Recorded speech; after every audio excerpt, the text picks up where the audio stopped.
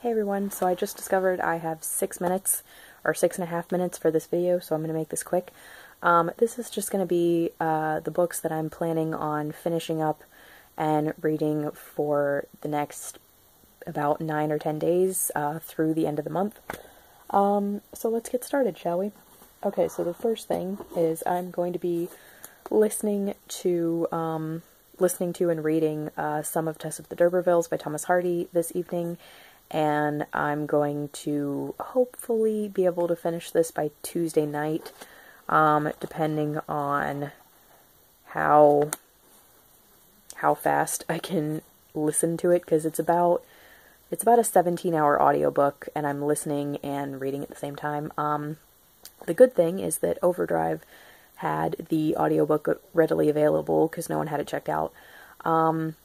Another good thing is that it's narrated by Simon Vance, who I actually really like his voice, or whose voice I really like. The downside, it is a main character who is a female, or the character is a female, and it's not narrated by a female, which sort of bothers me sometimes, but, just like it bothers me when a woman narrates a male character, but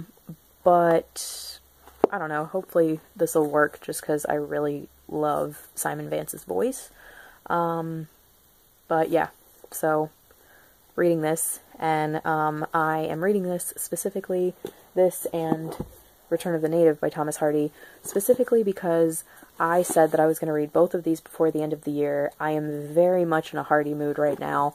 I don't really know why. I finished Oliver Twist by Charles Dickens, and I really enjoyed it, but I knew that I needed a break from Dickens, which is really sad because I really love his writing, but especially the idea of finishing 700 pages of Pickwick Papers, which was my original goal for the end of this month, the next 9 days or so, seemed incredibly daunting. So instead, I'm going with two Hardys, which is going to be emotionally daunting as far as my spirits go, but that's okay, because I'm not in a bad mood right now, so I figure that's a good time to read some Hardy.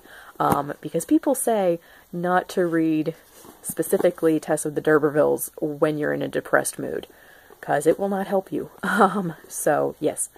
So yeah, I'm going to be reading this one for the next few days, and then I am probably going to pick up The Moorland Cottage by Elizabeth Gaskell, because this is short and sweet, and I got 34 pages into it, and then had to put it down back in December, so I want to start it over again, and again, very short, so it shouldn't take me long.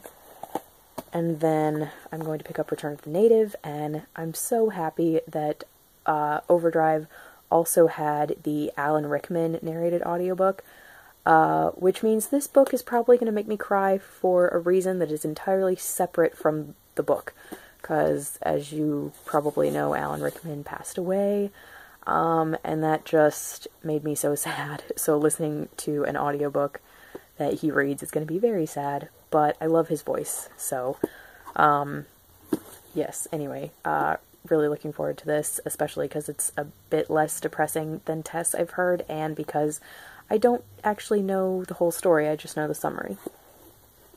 And then, sorry for that little click, after that, I'm going to be reading The Warden by Anthony Trollope, which again, very short, so should be doable.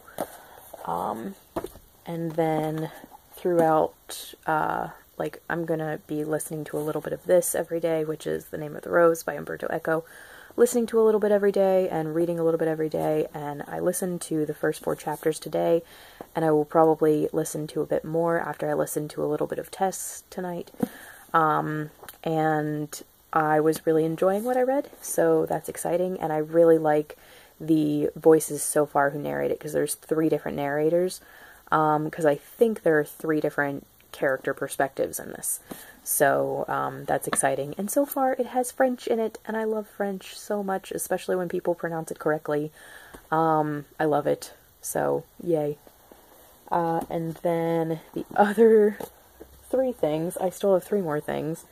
If I finish all of those, I'm going to try to finish Cold Comfort Farm, by the end of this month as well, which I have 170 pages left of this.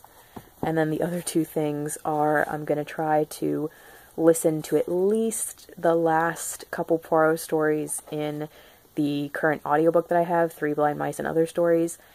And if I finish those, I'm going to try to go even further and finish the rest of the Poirot's Early Cases short stories, which is about 6 in total. So I'm hoping that I can get those listened to / read.